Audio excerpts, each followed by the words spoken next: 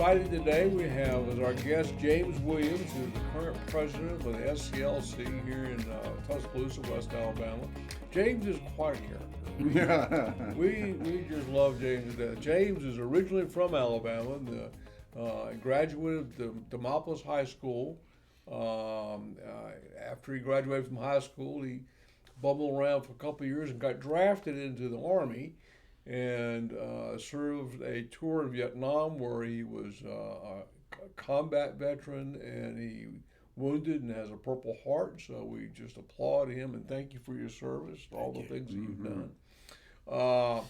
After he got out of the service, had a couple of jobs and ended up at B.F. Goodrich here in Tuscaloosa, where he had a career of 30 years. And in fact, I'm sure he worked with Dan's brother out there, Mike McCormack. Mike McCormack. Yes. And I mean, these B.F. Goodrich retirees are a dime a dozen around here. I mean, they're just everywhere, you know.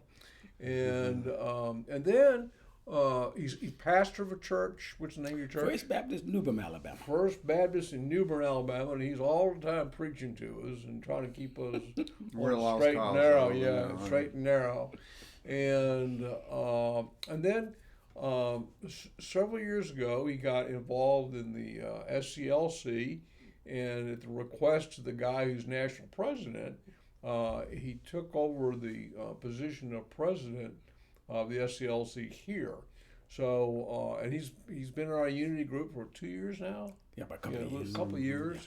And anytime we have a project or anything at all, James is always one of the first ones there and the hardest workers. That's a fact. In fact, he was really shocked that he saw his white people working. He was just flabbergasted that white people knew how to work.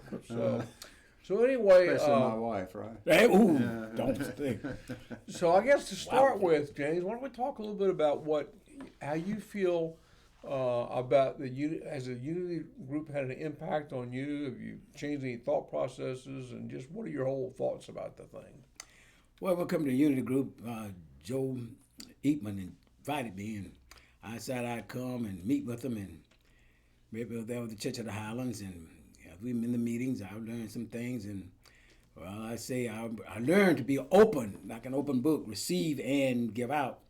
So what I did, in my receiving, I learned quite a bit of things concerning the white and blacks. Now, this would say unity group. And when it comes to the unity, that's what we need, to unite. I just love it when they say, we the people of the United States of America. When they say people, that can include all. Now, I know some of them say concern about back then, what was going on, and who was talking to, or wasn't this and that. But my main thing is this. When it comes to people, that's who we are. And I always go back. I said, if I can't find an answer, I'll go back to Jesus. If I can't find an answer to Jesus, I'll go back to God. So that's what I do. I usually go to the scriptures and what God's word say. That's what I believe and that's what I act on. And so when it comes to that, in my meeting with the unity group, I just love it. And I learned and grew to learn some thoughts I had about white people was changed. And there are some things I know that we need to do. When I say we, I speak of African Americans or black people. But I do know this, when the two of us can come together, when I say two, I'm talking the black and white race, people are going to be very successful in so many things that we are struggling with now. We're going to be able to conquer it and make life better for all. And that's my aim, to make life better for all.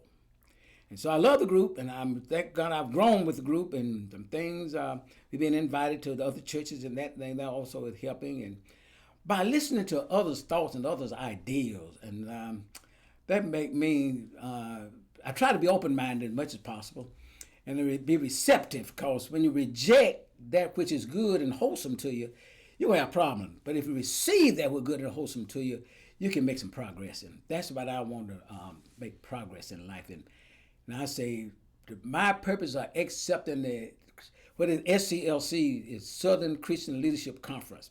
And my accepting that presidency, that's what I want to do, make life better for all. And I know if we all work together, first of all, we need to come together. Then we all work together, then surely we'll make things better in life for us all. Yeah, I think that, we've talked a little bit about the most segregated day of the week is Sunday, when we all choose, for the most part, to worship separately, and that's a real key part of establishing relationships, is worshiping together and praying together and things like that, and so we're starting off sort of behind the curve to try to bring unity amongst. We found that relationships ruin racism, Yes. and if you don't have relationships, it's easier for racism to show its ugly head in a bad form. And so, one of the things that a unity group will do, and we all still go to our separate churches, which is fine, but we're also getting together every Wednesday morning Yes. in prayer, and occasionally we'll go worship together. We'll do projects together outside, and the bottom line is, over a several year period of time, we have some relatively strong relationships. Yes. I Very consider strong. Yes. some of my best friends on the planet come out of that group. Well, then I agree with you that that unity group is really a strong group and it's a good group, and to me, it's a good group to be a part of. If you want to bring by equality with all, that equity is important to me. And you talk about the unity group, and this you get to understand one another, and if you just I said your ears be open and be receptive. And some things, of course, we reject, because when it comes to man, we all not going to agree on everything, but when it comes to agreeing on most of the things, or the majority of the things. So when it comes to that, then I think we're on a good track, a good road to coming together and bringing about unity. But now when it comes to SCLC, now of course being in my age, and now I've been around a long time, and surely I come up through the 60s and that marching and so on. I was young then, but I'm surely not young now. But coming up that marching and all that gave me first definitely that the separation I wasn't satisfied with, and some of the rights that we did not have. So we were marched for that, but we have our civil rights now, so there's no more civil rights. So what we need to do is now to work together to bring about unity. I'm promoting oneness and unity. And when I met with this unity group, that really enhanced me and my thoughts, and there's a lot I've learned from them that I did not know. I know one thing, I came up working, and I come up poor, so I know what it means to work and to make an honest living and make a good living. That's why I love that job I had at Goodrich. So, well, matter of fact, when I got out of the service in 1977, I put in a application for Goodrich. It was three. I put in for the application for Goodrich, I put in one for Olympia Mills, and I put in one for Gulf State. I know some of you might remember Gulf State, but some of you call them for your age, you don't know them. But Gulf State being in Tuscaloosa. So I put in those three applications. So Olympia Mills called me first. And so I worked there about 5 years, a little over 5 years, and it closed down because we were making yarn, and they started selling that, and they would start beginning to sell jeans and blue jeans, and so it went out of business. But I working there, and it closed down, so I left there and went to City of Tuscaloosa and Red Water Mills about a year and a month, and then from there I went to Goodrich. Now while I was working at both places, at Olympia Mills and City of Tuscaloosa, people were asking me about working at Goodrich and the more money, because they knew I would talk to people about if I want to make more money. But they would say that, why aren't you working at Goodrich then? They're hiring veterans. Well, let me give you a little story on that. Now they're hiring veterans, but when I was a vet, but when I went there, I remember that 3 or 4 times that I went there and put in an application. But each time I go put in an application, they say they're only hiring tie builders. And let me tell you this now. They told me that they're only hiring tie builders, but I was too short to be a tie builder, or I was not heavy enough to be a tie builder. So I weighed 145 pounds. I weighed that weight for years, a little over 150 now. And the way that, but I need to be, instead of 145, I need to be 150 or 152, just a little over 150. So I fell a little short there. Also, since they just don't always hire tie builders, when they were starting hiring, so I didn't wasn't able to get the job. So after that fourth application, I think 3 or 4 applications, I did get the job, and they put me on building tires. That's what I started with. But one thing this little short fella could do, he could build those tires and make top money. So I was glad to do that, and that's why I went to Goodrich, because the city wasn't there paying nearly as much as Goodrich was paying, but they had some good benefits. Also, they had some. I love those days off and how you would earn days off. But Goodrich was paying a little more money, and also more than Olympic meals and so on. So one of the better jobs, or better paying jobs in Tuscaloosa. So that's why I wanted to go there, and that's why I stayed there as long as I did, because what I wanted to do, I told all 3 of our children, my wife and I, Rhea, that they go to school the first 4 years, I'll be responsible for them. I will send them to school. But they want to go to school after the first 4 years, then they will have to do it on their own. So that's one reason I worked there for those many years and I want to make top money, which I did. But then I started called the pastor in 1990, January of 1990. But I was working at Goodrich until 2007. So there are some changes that happened there while I was there. But then I had them to know that come one Sunday morning, 11 o'clock, I'd be in the pulpit in Newton, Alabama. Most of the time I was able to get off, but then, thank God. See, God always works things out, you all. Let me tell you, you can depend on the Lord. That following year, the next contract, they had it fixed so that if you was pastoring on from 11 o'clock Saturday night to 11 o'clock Sunday night, you didn't have to work. And so that's got me that several of the pastors that they left after they went to that shift change. But the Lord didn't lead me to go, and I stayed and was surely blessed in staying. So I'm just elated to come from where I was, a poor boy, born in Cotuba, Alabama, graduated from high school in Demopolis, Alabama, John Esker High School, because U.S. Jones was the city school, and John Esker was the school in the county school, and that's why I moved to the county. And also now, you all, let me tell you this, I could not go to school with white people. I had to go to school with black folks. So now that's what happened. And I could tell you another story concerning that back when I was in Cotuba. If I have the time, or y'all don't mind hearing it. Go ahead. Okay, when I was in Cotuba, the school I went started school at Moulton School. It was a one-room school and had one teacher. She taught from the 1st grade through the 12th grade. Now, some of y'all might not believe that, where we have now, but that's what it happened. Now, her name was Miranda Scales. And I tell my family right now, and somebody laugh about it, especially my wife and son. I let them know Miranda Scales taught me to read. When you can read, there's some things you will know that you will not know if you cannot read. And reading at grade level, no problem. Now, I can understand now, which was a small community. There wasn't no large, nearly amount of children that's now than in school. And that one-room school, one teacher, and taught from the 1st to the 12th grade. So when I think about that, and how she taught, and she taught well. And then that school burned, and after that school burned, there was no school in that area. So what they were going to do, and I use white and black, because I don't have no problem with white and black, because we all are people, and we all are equal, so that's where I stand.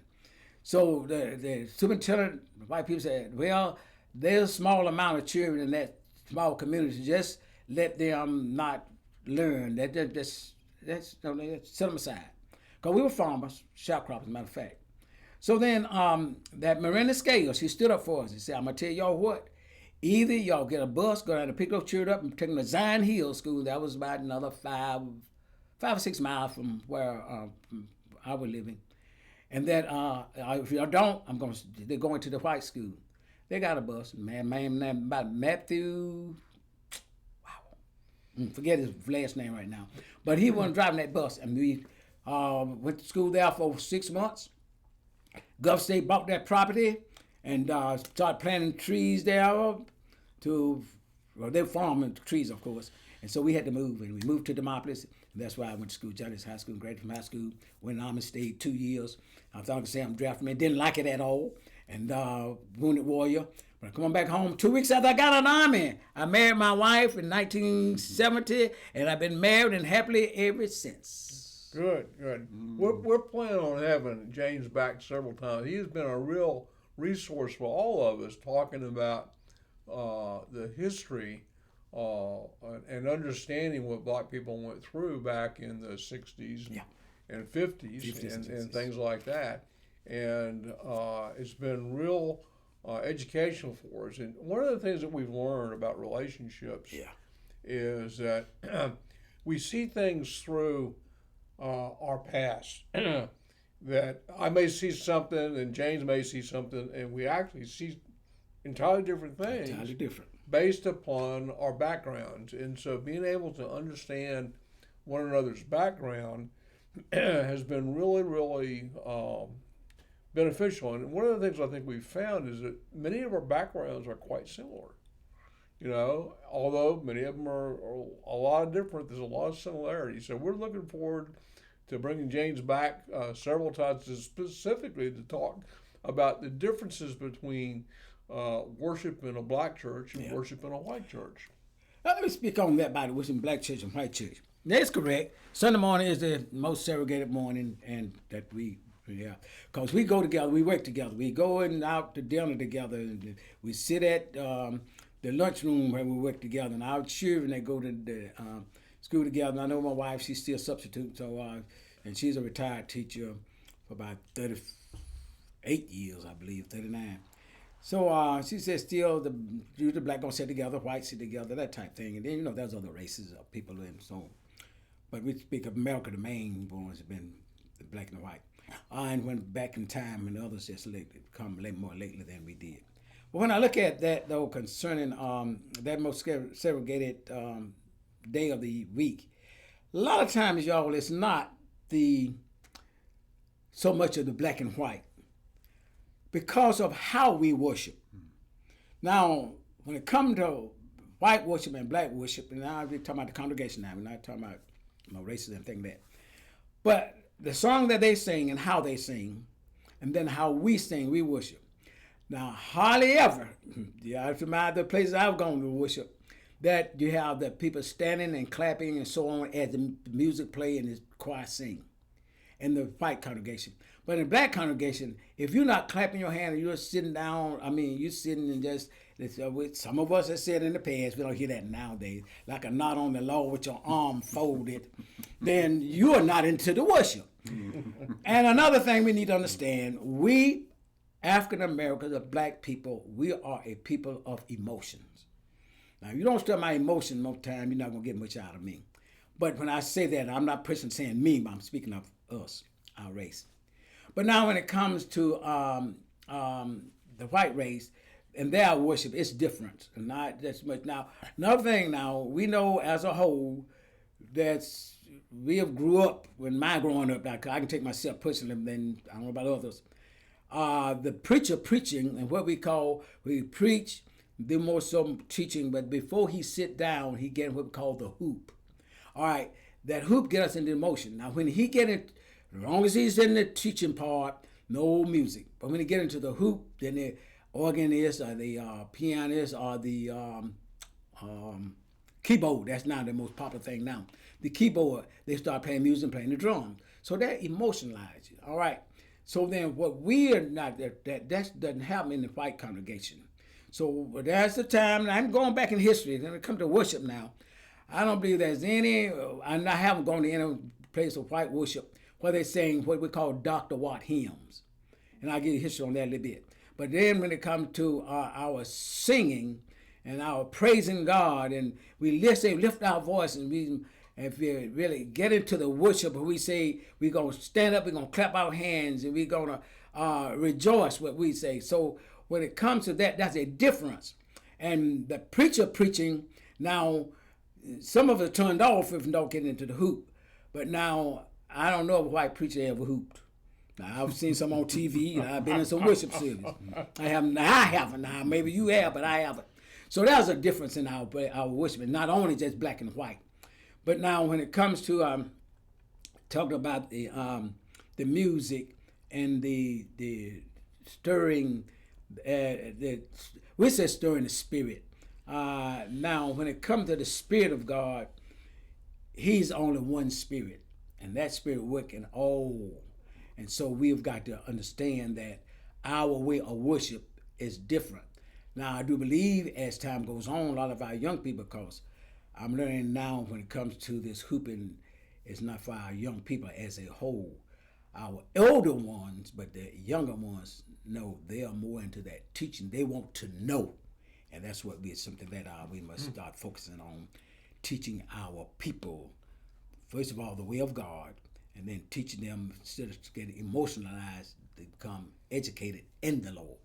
Well, as you see, we're going to have to bring James back time and time again to get even a fraction of the knowledge that he can bring to us. James, we just thank you time and time again. We just love you, brother. Love you, man. Glad you, yeah, and Two loving men. so, and also, if you have any questions, you can leave comments at the bottom of these videos, and what we can do is we can take those questions and answer them in videos that are coming up. So, Dan, you have anything? Yeah, just real quick. One of the wonderful things about this unity group is let's just be really raw and honest. Yeah. If it weren't for the unity group, you and I would probably not be friends. That's for sure. Yeah. Ain't no doubt about that, Dan. Because here I am. I'm conservative. I'm a white guy and all this kind of stuff. And James is in with the Democrat Party. But what I know is because of the unity group, I know the quality of this individual right here. This man's my brother. He showed up at my mom's funeral. He showed up for every work day we've had. His character is above reproach. And I wouldn't know that if it weren't for the unity group. So if you're not in a group like this, you need to get in a group like this. I agree with you, Dan. And if it's not our group, form one of your own. John's got curriculum. He can show you how it works. And another thing, too, is if you want to keep seeing this content, it's really important that you like this video, subscribe to this video, and then tell your friends, because we just scratched the surface of this man right here. Rich in history, rich in knowledge, rich in wisdom, and you want to come back and hear some more. So, James, we appreciate you coming, man. Thank you. All right.